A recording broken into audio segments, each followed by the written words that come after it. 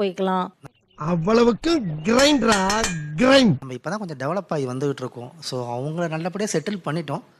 நம்ம டெவலப் ஆயிடுவோங்கிற ஒரு நம்பிக்கை. நம்பிக்கை தான் வாழ்க்கை, வாழ்க்கை தான் நம்பிக்கை. இப்போ நீங்க இப்பயே ஒரு லிஸ்ட் கொடுத்துருங்க, எனக்கு இந்த செய்முறையெல்லாம் நீ செய்ய வேண்டாம், உன்னை பாத்துக்க. சார் எனக்கு எதுவுமே செய்ய வேண்டாம் சார். அம்புட்டு நல்லவனடா நீ. எல்லாத்துக்கும் நீ வந்து நின்னா போதும் அண்ணா அப்படின்னு எனக்கு நீ வந்து நின்னாலே போதும். தங்கச்சி